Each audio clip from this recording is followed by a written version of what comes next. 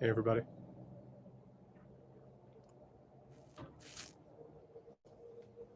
It has been a shitty day.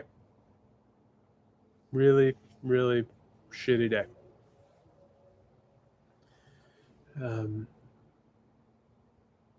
I've been dreading a day like today for a while. I've been talking about this all day. It was not that it was surprising, but it wasn't that surprising. This is what happens when you allow a fascistic movement to fester in a country. And when you live in denial of it,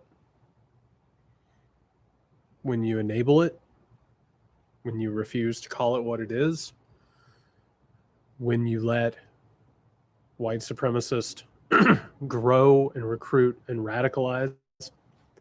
And I have to tell you, I've been watching these videos that are coming out, and there's a couple of things that we have to address tonight.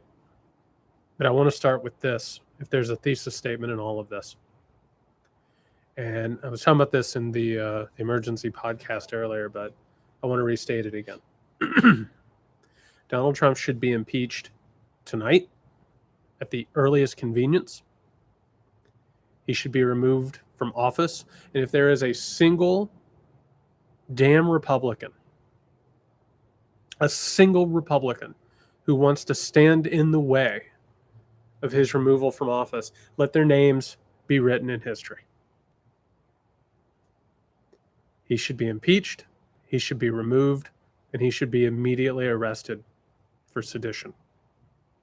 What he did today, and what he's done for years now, he's done this over and over and over again. He has sown conspiracy theories, he has radicalized people, and he's done it for his own profit and empowerment. He's done it over and over again. From the moment that he announced his intention to run for the presidency of the United States of America, he's been engaged in this. We've seen it happen one time after another. I was telling people about this in 2015 when I was going to Trump rallies. And it was every time I went. They wanted to do this. They wanted to do this for years. And Donald Trump understood that that's what they wanted, and he sold it to them. He sold it to them. He lied to them.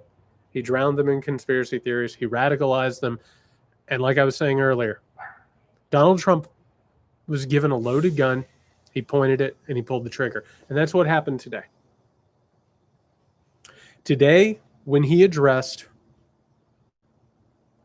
this march, whatever bullshit we want to call it at this point, when he addressed these people, he continued to stoke this paranoia, these conspiracy theories, and the anger.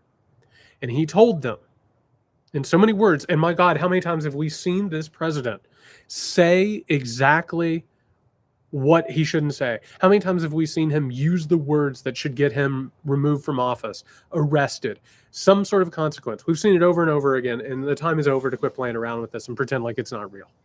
He stood in front of them and he said, when we are done, you need to march to the Capitol and we need to do something about this. He told them what to do, and they did it. Now, I just want to say real fast before we get into the particulars that we need to talk about what I've seen tonight and why I'm doing this live stream. You need to understand that the people who did this today, for the most part, are the true believers. Now, this is an important thing that not a lot of people are talking about. The people who did this today were actual Trumpists. These are the people who actually believe that Donald Trump is a worthy leader. These are the people who hold him up as a messiah. There were a lot of QAnon people there. There were a lot of MAGA people. These were the people who actually take Trump seriously. This is something to think about. That's different from another large group of people in this country. And I'm talking about white supremacists and white terrorists. White supremacists and white terrorists, particularly white separatists, white terrorists, these militias, all these people, accelerationists, they don't buy into Trump's bullshit. They understand that Trump is a really effective person who can radicalize people for them. They understand that Donald Trump was just kind of a bumbling moron that they could use to push their agendas. The people who try to carry out a coup today are the true believers, the people who probably aren't even that violent. They've just been waiting to be violent. And some of them, of course, are Proud Boys. And that's sort of where you see one go into the other. That's where the Venn diagrams sort of meet. This isn't done. This isn't over. And my God, if people think that it's just a failed coup and all that, and by the way, there are people already on TV and on the internet who are like, this wasn't really a coup. What are we going to call it? I mean, they were protesters. Maybe it was more of a riot that just sort of got out of control and somehow or another ended up in the U.S. Capitol. It's not what it was. It was a coup attempt. It was a coup attempt. And by the way, there were police officers who were complicit in this. They let them in. They let them go. Meanwhile, by the way, you'll notice that when you actually see the violence, it's these fuckers chasing black cops around. It's not virtue signaling to say that this is a completely different thing than what would happen with Black Lives Matter or people of color or Muslims or whatever. What we are watching today is the end result of white supremacy that goes unaddressed for generations. For generations now, we have let this thing go and go and go and pretended like it didn't happen. Need I remind you that a little over a week ago, one of these true believers detonated a bomb in one of America's major cities. Just a lone nut. Just believes some wacky things. It happened all across America. It happened in other state buildings. They planted explosives, and they're calling it riots. It's not what that was. And if you watch it, there are now videos circulating where the same people that you and I watched break into the U.S. Capitol, intimidate legislatures, chase after cops. We watched them walk out of the Capitol with no consequences, high-fiving each other, cheering, because it was a job well done. It was something to do when you're in Washington, D.C. This is a systemic problem. This is a systemic problem. This is not a one-time thing. We keep seeing it ratchet up. And this is why so many of us have been yelling at people being like, you cannot let Trump get away with this. We're not alarmists. We're not hysterical. All of this stuff, it was written on the wall. We saw all of it because it wasn't hard to see. And like me, I'm sure that you have probably been called hysterical or alarmist because you have been calling it like it says. And gaslighting doesn't even begin to cover it. This is on a whole different level of that. This is madness. Absolute madness. And what we saw today is that white people, a certain type of white people, can do fucking anything in this country. They can break in and try and disrupt an election. They can take over the U.S. Capitol. They can go into the Speaker of the House. By the way, as long as she's a woman, I assume. They can go into the Speaker of the House's office and occupy her desk. And maybe 15 of you will get arrested. Maybe you'll get some tut-tut from Claire McCaskill on MSNBC. Maybe you'll have a couple of people say they're very concerned. It's I'm really disgusted tonight. I've gone through different stages today. A lot of different stages. First, I was just absolutely stunned. Even as you're studying this and researching this and warning people about it, there are still moments where you're like, oh my God, I don't think it'll ever get to that point, maybe. I mean, it could possibly get to that point. I knew it was always a possibility. And then it just sort of washed over the top of me. And then I just got more and more pissed off. I'm so disgusted. I'm so disgusted. And watching it play out tonight and people downplaying it and pretending like, I don't think it was a coup. I think it was more of a riot that got out of control. Trump should be impeached tonight. He should be removed from office tonight. And before the night is over, he should be put in jail. Anything short of that pats these people on the back and tells them, do it again. Why wouldn't you? They can't win elections anymore. They're not competitive in presidential elections, and shit, they're even starting to lose states like Georgia, where I live. Why wouldn't you do this? You're not going to win elections anymore. They have every financial and political incentive to never act in good faith again and never obey the laws and never play within the rules.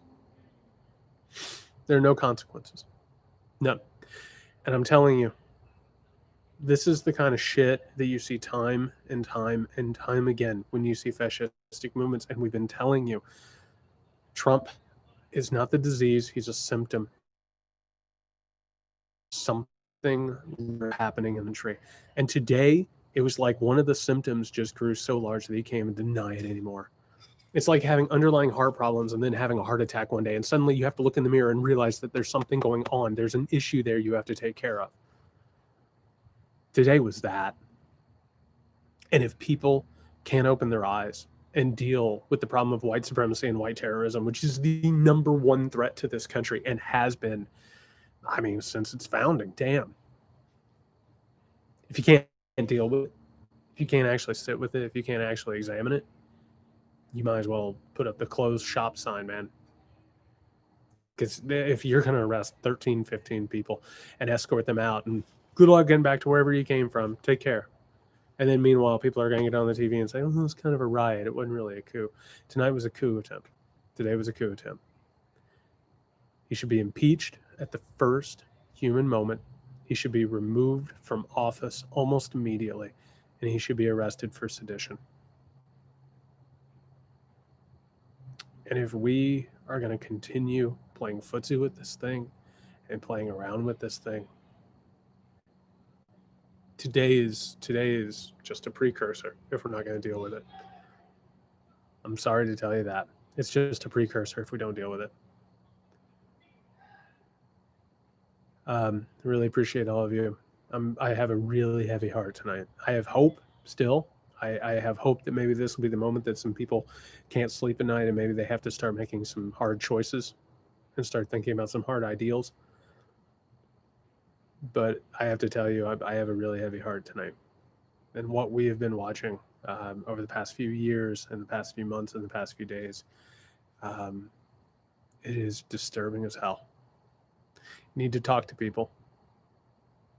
You need to talk to the people you care about. You need to talk to the people you know. Let them know that they're not alone in being alarmed by this and that this is an actual, real problem.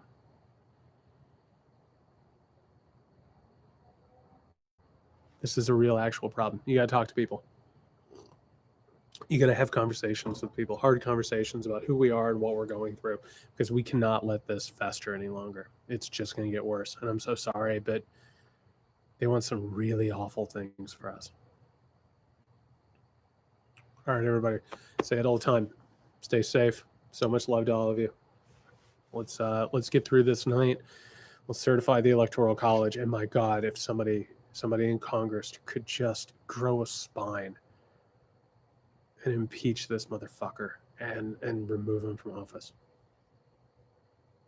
Thank you for all the support, staying with me, even when people were calling me alarmist and hysterical. It's a rough time. Stay safe, everyone.